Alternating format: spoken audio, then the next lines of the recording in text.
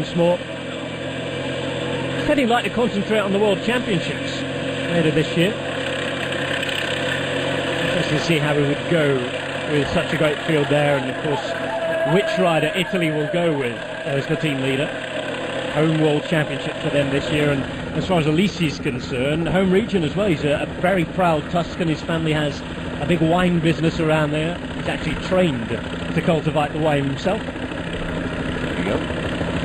Why, the Italians have obviously got more choice than they probably care to have it going into World Championships and so on. So if it's at home World Championships, it's certainly not a selection that I would like to put out there myself, to be honest with you. It's a tough one. Well, it's going to look like it's resting on the shoulders of Paolo Bettini again, as he has, despite earlier reports this season, remained as the only man in charge of the national team. And to be fair, he's doing a good job of that. Now this is where it starts to get a little nasty. Yeah, it just gets quite steep up here, and you know, for me it was around about a 39, 21, 23 was a good gear to go up there on. You know, these guys have probably been pedaling around about the same, I'd say. That's what it seems like. They're not going flat out. 19 Ks here. Now with all the advantage to play with, as these guys come into the final part of the circuit, will there be any sort of slowing up, looking around yet, thinking, well, I might want to save a bit of energy for the sprint, and as a consequence these guys will just slow their pace down on an average? Well, if anyone starts to miss turns here, then you know, everyone else is going to start missing turns, and it's going to become one of these interesting little cat and mouse games. And as soon as you've got that, as soon as the first man starts missing over or missing a turn, then attacks are going to start coming. Same thing, once the first attack has come, if that gets brought back, then straight away again they're not going to get that collaboration. They've got all the time in the world to play with here, and you know, they can literally ride at 30 kilometers an hour for the rest of the time in, and just about stay clear of these guys. So expect a very tactical final sort of 10, 12 kilometers, I think. A lot of people out on the pedals here. What's the sort of technique when you're climbing, when the gradient changes from sort of an average, steady, pedalable one in the seat to something like this, where it requires a bit more of an effort? Does everybody immediately have to get out on the pedals, or will people take it at different rhythms? No, it all depends on, number one, what gearing you got on your bike, but also what type of a rider you are. Certain riders don't like standing up. I mean, we can probably take the prime example from never getting out of the seat is probably Ivan Basso. He just does not like doing it, and with that, you know, he rides a gearing which is good enough for him to be able to stay in the seat for as long as possible. There are other guys, and probably the perfect example for that would be Contador, who is pretty much out of the seat every single climb that he gets to, and for very long periods of time as well. So yeah, it's what you feel comfortable with, and the gear selection as well is what you feel comfortable with. A couple of guys getting dropped off the back here, so a little bit more pressure, but this is coming up very much towards the top of the climb. Up here the fast man, we saw Ben Swift and Luke Rowe being dropped off. This is Jacopo Guarnieri. Yeah, there's also no point in them really giving it everything they've got here to, you know, they're already so far down on the general classification, there isn't really much to sprint about. Just save your legs for tomorrow, because tomorrow's going to be a tough day, whether you're racing for the front or whether you're you know, just trying to get yourself inside the time limit. Well, this is a nasty section, sort of just tails off a bit in that clearing, and then it starts to go uphill again here. And that for most riders is a difficult thing to deal with, when you know the pressure on the pedals change and the gradient changes. You've got to go up and down through the gears. Some of the worst things for any rider is if you've got a tiny little descent, you know, 150, 200 meters of dropping down, and then it goes back up really steep again. So you're borderline having to go up onto the big ring, do a couple of pedal strokes to stay with the great guys in front of you, and then you've got to drop straight back down to the little chaining again and get that really high torque on your pedals, and your legs just feel like they're about to explode. It hurt me, this one, I have to say. Well, it did on me as well, I gotta say. BMC, Matthias Frank looking comfortable. certainly be enjoying the sunshine. Yeah, not so much the gradient, but definitely the sunshine. Josh van der Sander at the back. Nice to see him back on the bike. I was saying enjoying the sunshine as well. You know, when it gets this hot for the first time in the season, which I can't say, apart from Tour Down Under, I think this is the hottest day that I've seen on the bike race anyway this year. And it can throw a few of the riders out there, and you know, it sort of upset them a little bit. Your stomach is never quite right because you're drinking a lot more than what you normally would do. You never get quite as much solid food into you as what you would if it's a little bit colder, and you kind of end up just feeling a little bit strange on the bike. And for me, it always took me a day or two to really adjust to the heat. Going into the cold again, that was never really a problem, but really coming into these very hot days, it took me a day or two to adjust to that and to find my legs properly. Peter Sagan is there. Schleck. We've got Volganov, Russian champion. We've seen him riding close to the front on quite a number of occasions this week. Movistar with Jose Joaquin Rojas in there as well, the former Spanish champion. Again, national championships coming up very, very soon. Interested to see who takes that one. Fran Ventoso, the current champion of Spain, as we see Tom Bonen, Belgian champion yet again as well. Jeremy Waugh of Française des Jeux, all of them just looking after Arnaud Demar. Is nice and safe at the top. So the main part of climbing done for just about everybody now. 14 kilometres to go for the break. Their advantage has come down by about 2 minutes. 12 minutes and 29 seconds, which perhaps could suggest one of two things. Two is the most probable, I think, that we saw the rhythm being put up in the peloton a little further behind. And of course, maybe they've started to look around a little and think about what's going to happen very, very soon. Well, there's no need for these guys to go 100%, you know, when they're on the front taking a turn. They're just kind of ticking over at what seems to be a relatively comfortable pace. But also, like you said, you know, the peloton was going a little bit higher, putting a few guys into a little bit of a trouble down the back there. Certainly none of the non-climbers or bigger guys, they were certainly finding that a little bit uncomfortable. And you know, it is right about, you know, the last sort of 10 kilometres now, they would have started to think about just saving that little bit of energy after coming up to the final sprint of the day. Just saving that little bit of energy, trying to sort of freshen up your legs, get the last bit of drink on board, a couple of energy gels, you know, ideally at this point with a little bit of caffeine into it. But you've got to be careful with using caffeine gels as well when it's this hot. I could never do that. When it was really, really hot and I took a bit of caffeine, within 15 minutes I had cramps.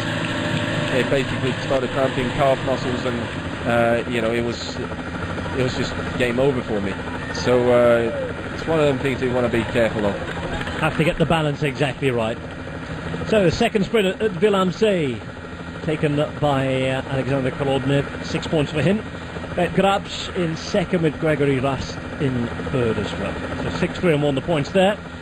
Now after you can see the big white banner coming up, there's a sharp turn to the right, and it starts to climb ever so slightly again. Yeah, it goes uphill for about another kilometre and a half, maybe 2 here, and you have been climbing. It's one of these kind of false flat climbs. It's still very much a big ring climb, and you know, you just end up going sort of maybe at 21, 23 on the back, going up this. If you Bert Grabsch probably about 14 or 15. Well, Bert Grabsch is literally the man in the peloton who rides the biggest gears available. I just watch the legs of all these four in the breakaway. It's easy to see the difference. Yeah, I mean, Kolodnev, for instance, he pedals twice, you know, two revolutions per Bert Grabsch's one almost, and it's just one of them things that Grabsch's been used to. He's always done it through his whole career, and I think they even tried to get him to pedal a little bit smaller, and all of a sudden he was just not going nowhere. So they just left him. Well, he clearly works. He clearly has got the power. but it is amazing to watch how someone can turn over that type of a gear for such a long period of time and not completely destroy your legs. It's a great watch, spoken ups. All these four guys have been today. Matt Heyman there. Kolobnev just behind him. They are 12 kilometres from fighting out the stage win. This was the last little section where if you were feeling all right going uphill, being very, very good, you could test people. But none of that happening here. Just under 12.5 minutes, the gap stabilising again following the peloton crowning that climb. Heyman at the minute on the back. Heyman himself, we talked about his experience, he's now 35 as well, coming towards senior status in the peloton. Philippe Gilbert still protecting the yellow jersey of Matthias Frank.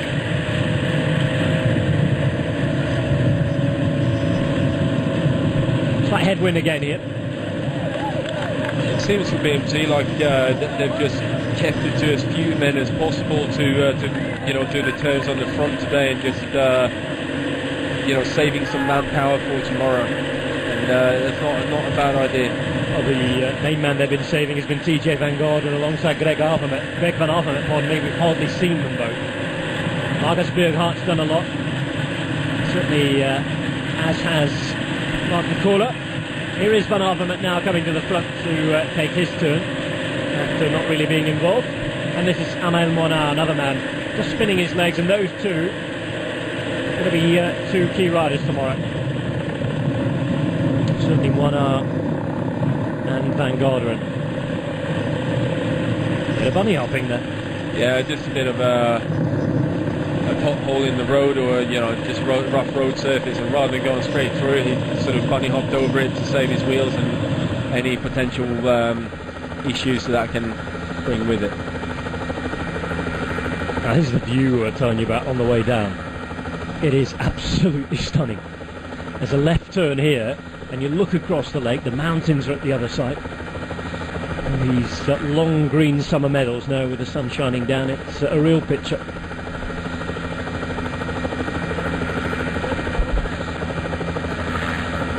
I got half a second or two to look at it, but that's about it for these guys. Yeah, when you're pushing it down here as well, you want to make sure that you spot your braking areas in the right time, and there's certainly one left-hand hairpin which is it's quite difficult. It comes up at you, and the entry looks like it's quite a long, open, wide turn, and then it just comes back at you quite sharply, and it's the next left-hand that's coming up after this long right-hander. It sort of grows on you as you're going down.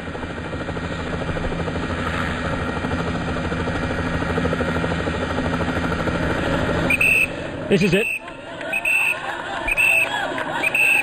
Plenty of whistling going on, everybody trying to warn the riders that it is a short, sharp climb.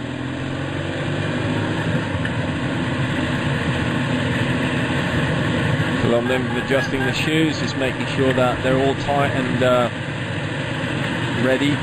Something that you tend to do within, you know, when you get towards the last 10 kilometers, just tighten up the shoes that little bit. You can't ride with them, you know, super tight all day, because especially with the heat as well, your feet tends to sort of swell and shrink a little bit depending on where you are. You tend to get a little bit sort of almost burning your feet, if you will. So coming into the last 10Ks, just crank that buckle up a couple of notches, and tighten up the Velcro as well on the front of your shoe, and just get yourself. It just feels like, you know, the shoe responds that a little bit quicker when you start pulling in them, and when you start going in for the sprint or any attacks that goes, you want to feel that sharp sort of acceleration that you get. Not too far away from being on the flat here. A couple of little turns as we navigate the next town. Yeah, no one really pushing it down this descent in this front group. You see 65 kilometers per hour, we've been up at 70, but no more.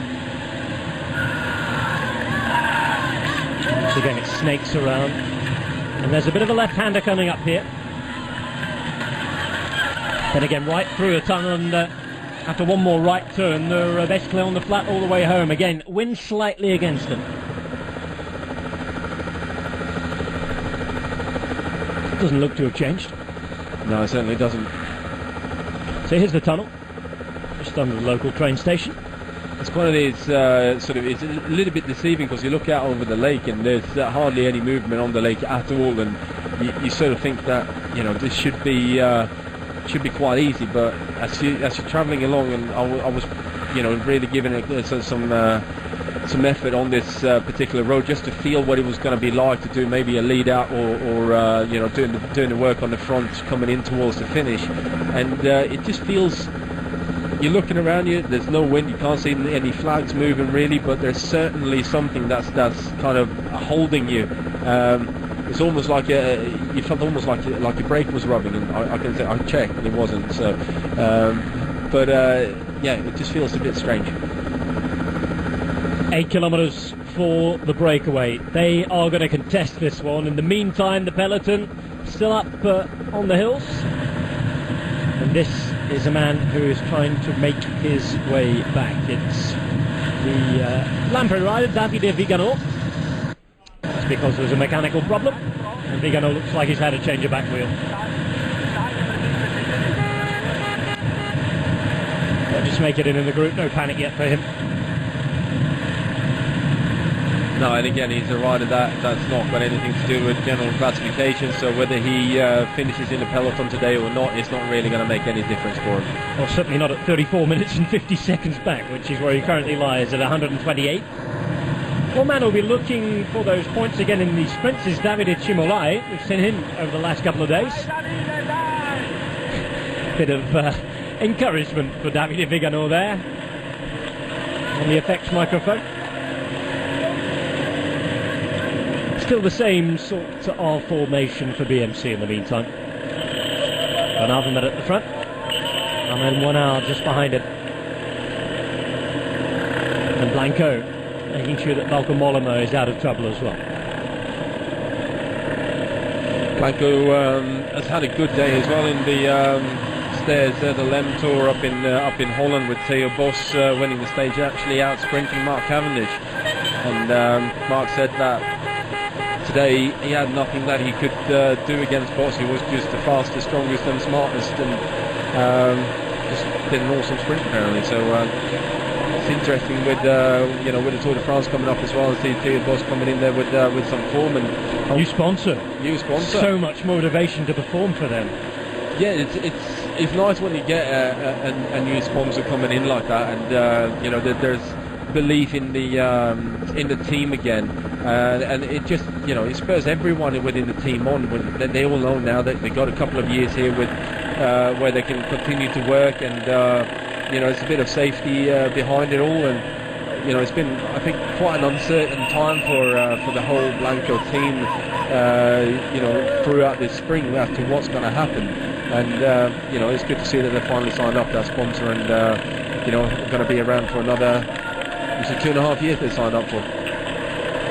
Well, they've already got a stage win here this week with Malcolm Mollema, remember. Theo Bos picking up a win on Northern European roads. That's one way to cross the lake. But the only things you've got to watch out for when you're swimming out there. Yeah, exactly. That and catching a cold. That wasn't too bad though. If you come into the area soon, make sure you have a dip. It's beautiful when the weather's like this. Certainly after a hot bike ride. Now I'm a bit upset I didn't bring my wetsuit down here, but I don't think it was going to be warm enough to actually go into the water. Now out of the water and on the road. These four guys 5 kilometres from home. Heyman, Kolobnev, Rast and Grabs. No attacks yet. Doesn't look like anybody's plotting anything. If this stays the same, who's your money on? Well, I think the money's going to be on Kolobnev or Matt Heyman. Those two are by far the fastest sprinters of this group, and you know, I would expect a big attack coming from Bert Grabs anytime soon. Same thing with Gregory Rast. You know, he's going to have to make a move, and it's a question when you're coming in like a four-man group like this. You take your turn on the front, you come in dropping back, and it's finding that moment when you're left alone on the back, and you can kind of tee up a bit of an attack, because if the riders are taking a short turn on the front, then they're starting to come back towards you again, and with that it sort of blocks your opportunities in terms of making a surprise attack. but it wouldn't surprise me. Gregory Rast or Bert Grouch will come with a big move at some point.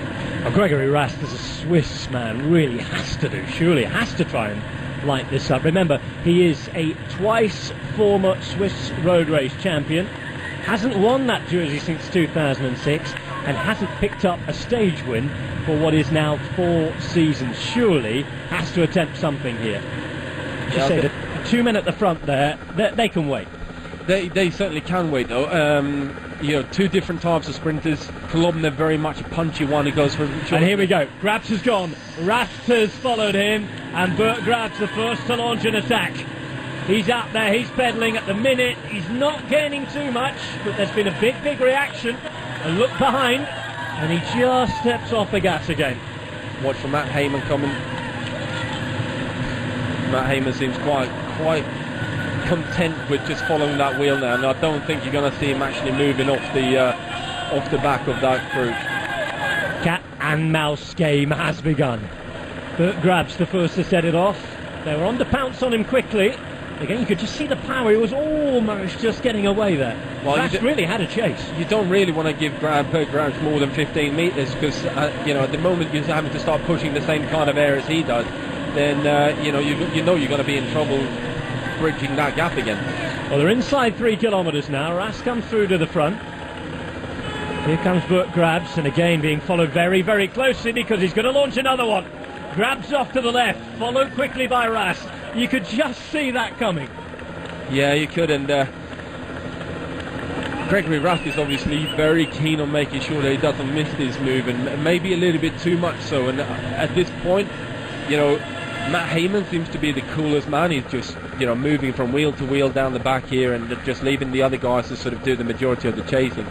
You've got to remember, you can get a little bit of a draft around about 10 metres off the back of any bike rider, and you can see Heyman backing off here now. Gregory Rast has got to he has to move into that wheel, otherwise, you know, if an attack comes, he's got too big a gap to close. So he's a little bit more nervous, a bit more edgy about making sure that he's there for this sprint.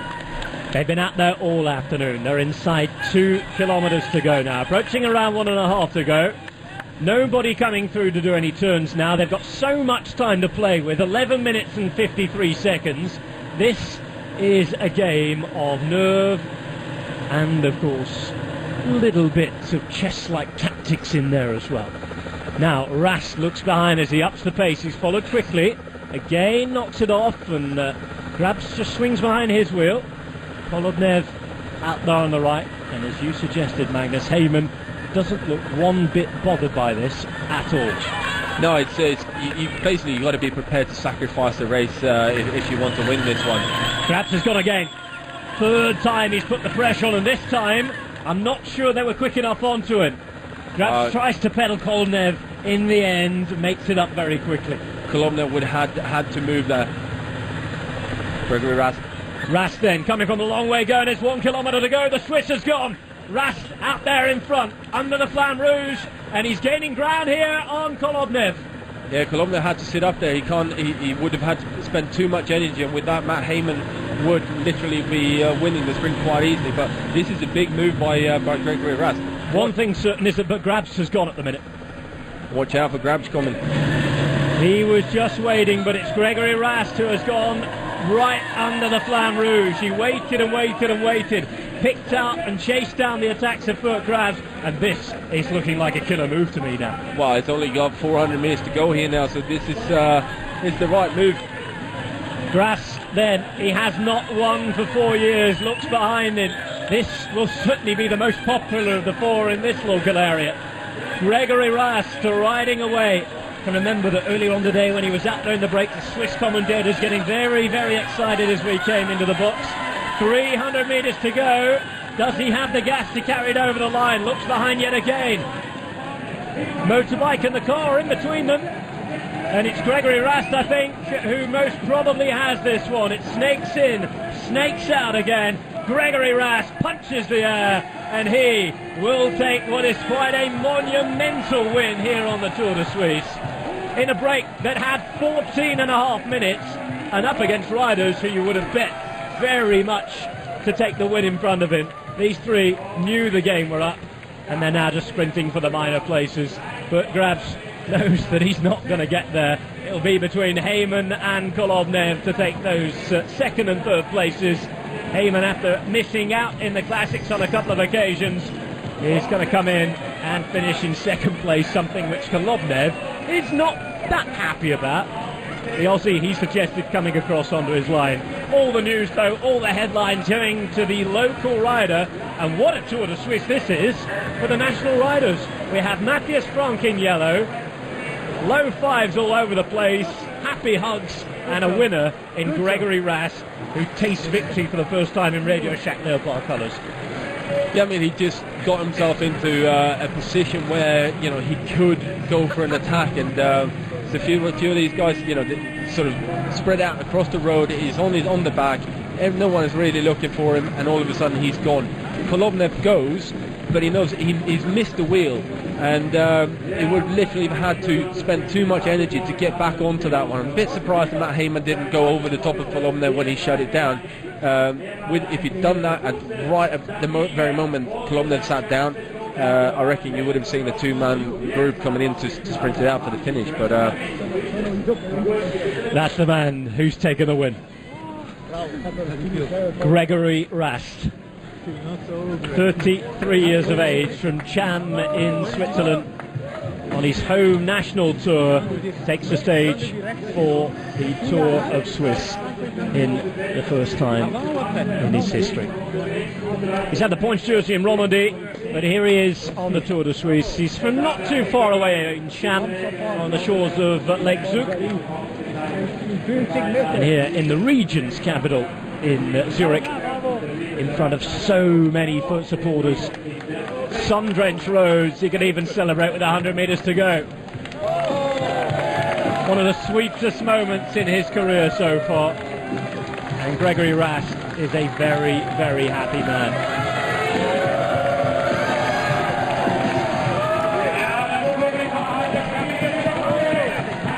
Quite ironically, Tina Turner's playing at the finish line. Apparently she lives just up the road now. She's a Swiss citizen. Simply the best on the day. And Gregory Rast rides off a very happy man indeed. And I can tell you that that victory in the team will go down wonderfully well, because they are in desperate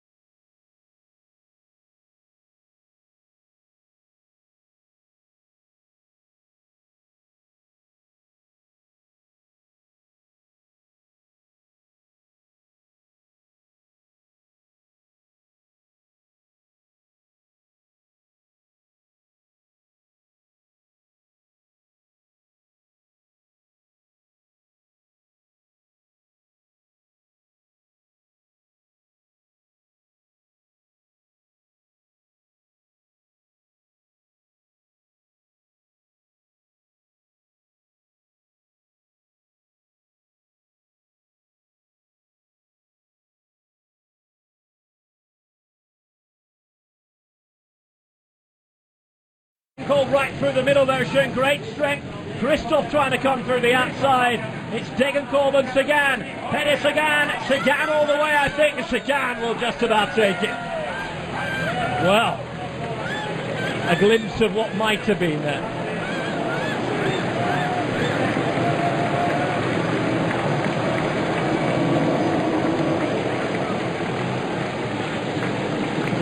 A big, relaxing day for most until the very end. Smiles, laughs.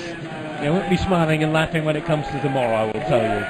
It is going to be a painful, painful day. Perhaps a bit of rain and cloud and colder weather forecast. In the meantime, Magnus, this was the sprint.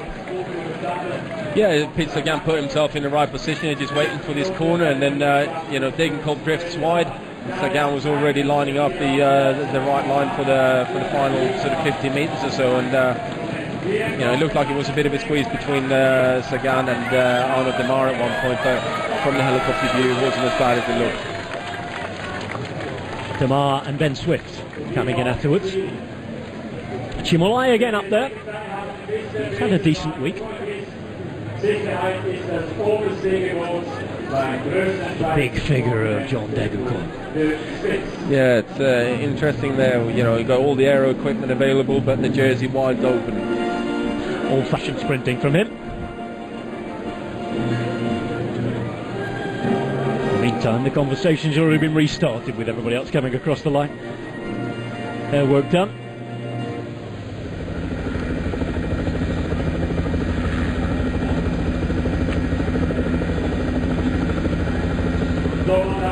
The view of Lake Zurich.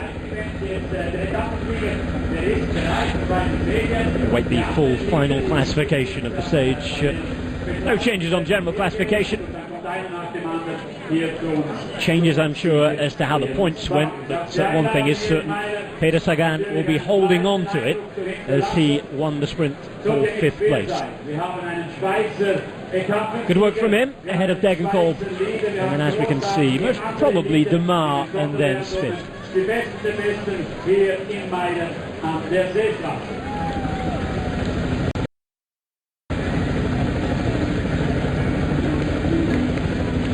So Gregory Rast 25 seconds ahead of Heyman and Kolobnev.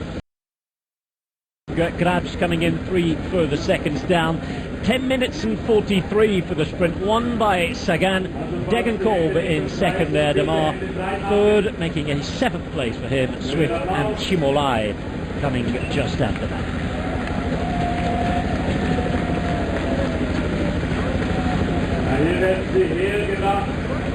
And as far as the stage winner's concerned, we're not too far away, I'm sure, of preparing the presentation.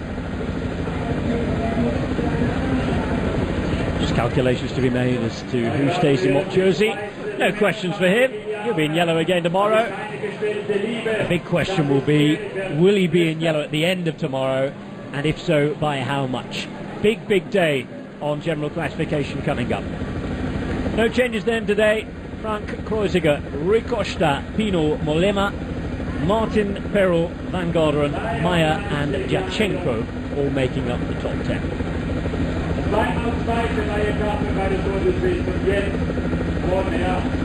Again, at this point, 20 and a half hours on a bike for Matthias Frank.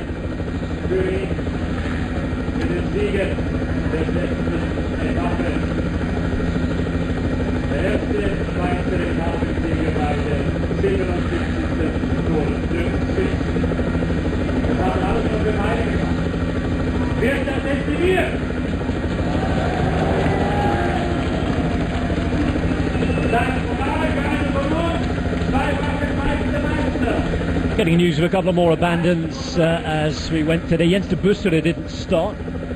I already told you that Heinrich Hausler and Philip Voikelen climbed off a little earlier on today.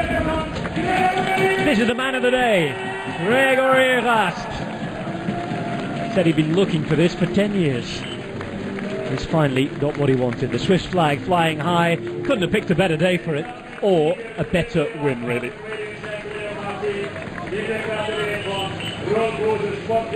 A very, very happy man, and whatever happens over the next few days, his week, his season perhaps is complete now. Well, I certainly think so. It's a win in your home tour is always going to be special, and you know, it's, like I said, he's been riding this race for 10 years now and never won a stage. It's not close but never quite there, and it'll certainly be a very special day for him. Gregory Rast.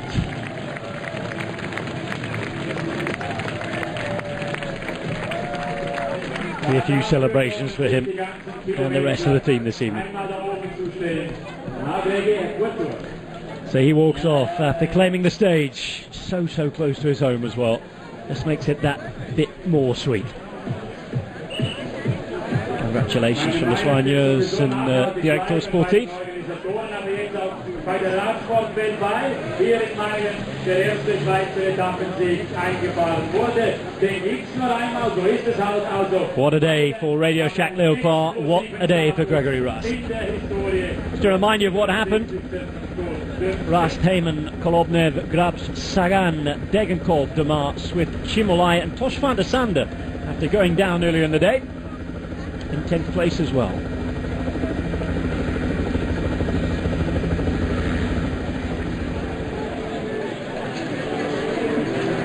A few leaving the shores, I can tell you just as many are coming over the presentation though. That's because Matthias Frank will again be in yellow.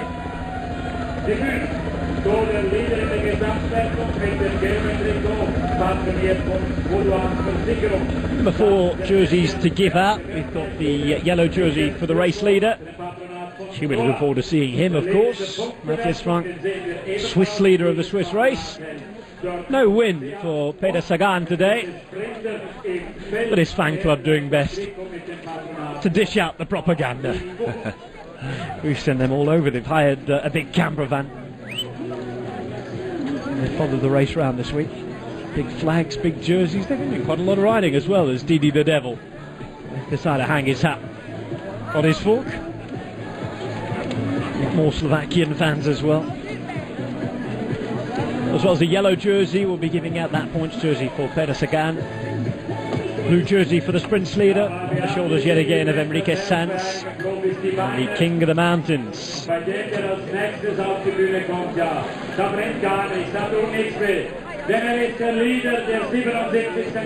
Here he is. It's been a quick change for Matthias Frank. We're going to be back in yellow again soon enough, as here he is to collect yet another yellow jersey. The crowd seem to be getting bigger every day for him.